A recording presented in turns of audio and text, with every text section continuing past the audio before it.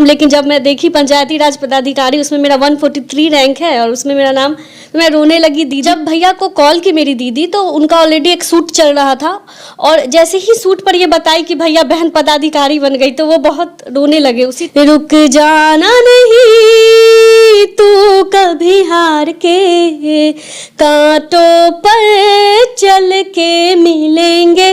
2020 से continuously preparation में लगी हूँ और अब जाके मुझे रिजल्ट आया है।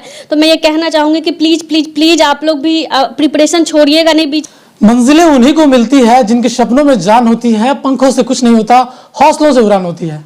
यह बात हम इसलिए कह रहे हैं क्योंकि हमारे साथ एक सेलिब्रिटी की बहन बैठी हुई है जो बीपीएससी क्वालिफाई करके एक पंचायती राज अधिकारी बनी है, जो मुजफ्फरपुर के लाल दीपक ठाकुर हैं, उनकी बहन है। हमारे साथ ज्योति कुमारी, उनसे बातचीत करेंगे। कैसा लग रहा है पहले ये बताएं। आज बहुत अच्छा लग रहा है, बहुत खुश हूँ कि जो मेरा स्ट्रगल था 3-4 सालों का, उसका फाइनली मुझे फ्रूट मिला है और मैं एक अधिकारी के पद पे चयनित हुई हूँ। एक सेलिब्रिटी जस्ट लाइक दीपक ठाकुर भैया जो है वो एक सेलिब्रिटी है, जी। तो सेलिब्रिटी की बहन है, कितना गर्वान्वित महसूस कर रहे हैं आप? बहुत अच्छा लगता है क्योंकि भैया जिस फील्ड में वो करना चाहते थे वो उस फील्ड में गए। मेरे पापा मेरी दीदी के लिए चाहते थे कि वो वकालत करे, तो वो वकालत ऑफिशियली अब एडवोकेट बन गई। और मेरे लिए पापा हमेशा से चाहते थे कि मेरी छोटी बेटी एक पदाधिकारी बने, तो मैं पदाधिकारी बन गई। तो खुद की खुशी से ज़्यादा ये होता है कि मेरे माता पिता और मेरे भैया जो मेरे ऊपर इतना ये किए, वो बहुत खुश है, तो वो देख के बहुत खुशी। जब ये रिजल्ट आया था तो क्या था उस टाइम, क्या सोची थी, क्या लगा था? सबसे पहले किसको बोली थी? मेरे सामने मेरी दीदी बैठी हुई थी, तो उस समय मैं जब रिजल्ट देखी, मेरा ये था कि जैसे 67th में भी मैं फाइनल तक गई थी मतलब, और मेरा 1 मार्क से फाइनल लिस्ट में नाम नहीं आया था। तो मैं उस टाइम का एक फियर था दिमाग में कि मैं स्क्रॉल कर रही थी और मेरा नाम कहाँ है। तो इस बार भी वही था। रिजल्ट आते मेरा हाथ ये सब कुछ कांपने लगा। उसके बाद मैं रिजल्ट देख रही हूँ, लिस्ट में मेरा नाम, लेकिन जब मैं देखी पंचायती राज पदाधिकारी उसमें मेरा 143 रैंक है और उसमें मेरा नाम, तो मैं रोने लगी। दीदी को बताई, दीदी रोने लगी, मेरे पापा रोने लगे, सब कोई रोने लगे। तो ये आंसू खुशी के आंसू हो गए उस टाइम? बिल्कुल, ये खुशी के आंसू थे। स्ट्रगल के फेज में जो आंसू थे वो एक निराशा का आंसू था मतलब, और अभी का जो आंसू था वो खुशी का आंसू था। जब भैया को बताया तो भैया क्या बोले? जब भैया को कॉल की मेरी दीदी, तो उनका ऑलरेडी एक सूट चल रहा था और जैसे ही सूट पर ये बताई कि भैया बहन पदाधिकारी बन गई, तो वो बहुत रोने लगे। उसी टाइम बहुत रोने लगे, तो अच्छा लग रहा था। तो सफलता का श्रेय किनको देना चाहेंगे? सफलता का श्रेय किसी एक व्यक्ति को मैं नहीं दूंगी। सफलता का श्रेय मेरे पूरे परिवार को जाता है जिन्होंने सपोर्ट किया।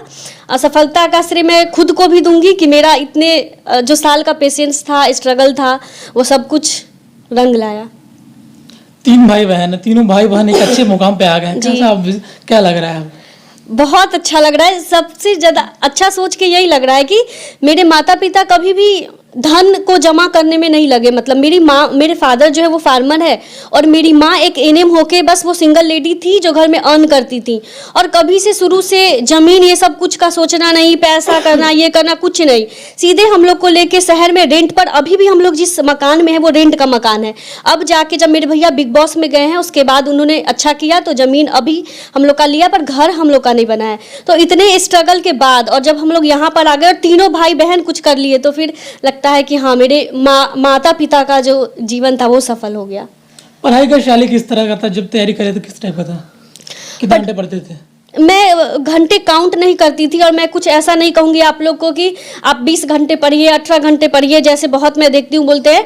बस ये जरूर करिए कि एक आप, क्योंकि सिलेबस थोड़ा वास्ट होता है, तो आप उसको कैटेगरी वाइज डिवाइड कर लीजिए टॉपिक को, और एक टारगेट कर लीजिए कि इस टॉपिक को ख़त्म कर देना है। इससे होता है कि आप टाइम से पहले ख़त्म भी कर लेंगे और उसको रिविज़न भी कर लेंगे। तो फिर अच्छा, बीपीएससी का नाम सुनकर कभी घबराए थे कभी स्टार्टिंग में जब तैयारी स्टार्ट की थी उसका?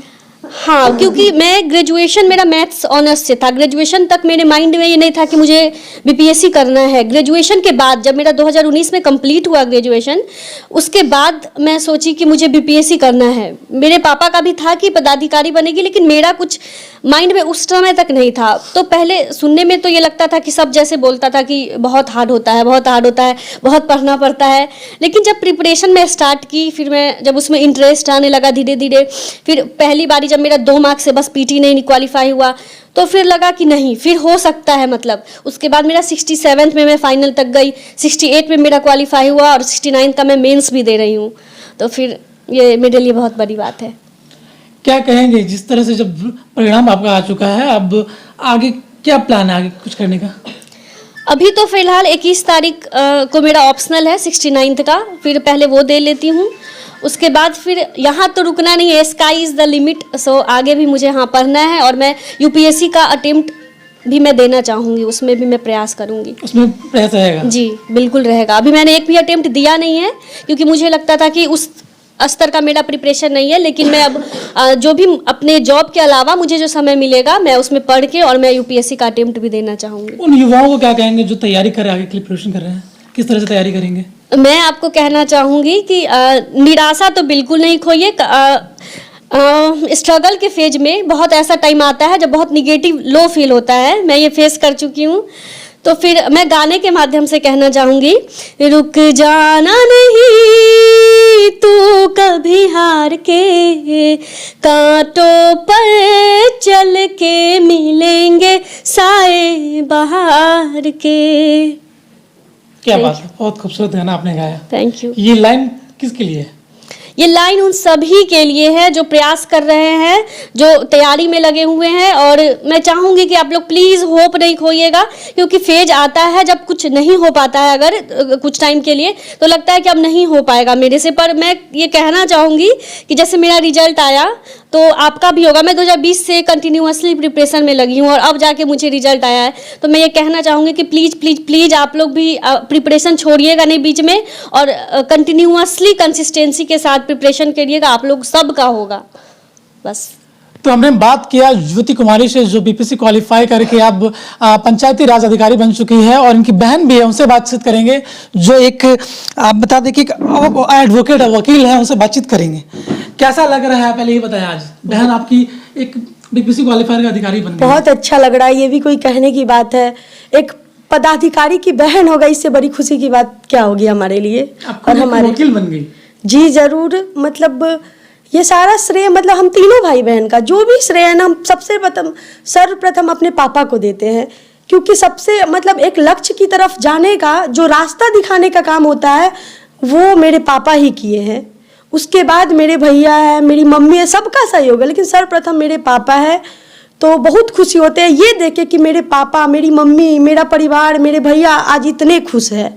बहुत गर्व महसूस हो रहा है अपनी बहन के लिए, और हम लोग खुद पे भी गर्व महसूस हो रहा है कि एक अधिकारी की बहन है। तो हमने बात किया, जो हमारे साथ बातचीत में दीपिका जी थी, जो दीपक ठाकुर की बहन है, और जो साथ में है ज्योति कुमारी, ये भी बहन है, और दोनों से बातचीत किया है। दोनों एक अधिकारी बन चुके, एक वकील बन चुकी है, एक पंचायती राज विभाग में अधिकारी बन चुकी है। उन्होंने साफ साफ बताया जो युवा है, जो तैयारी करना चाहते हैं, उनके लिए भी अपना एक पंक्ति के गाना के माध्यम से भी बात रखी, और बहुत सारी बातों को बताया जो युवा तैयारी कर रहे हैं। द पब्लिक हेडलाइन के लिए विकास गुप्ता की रिपोर्ट।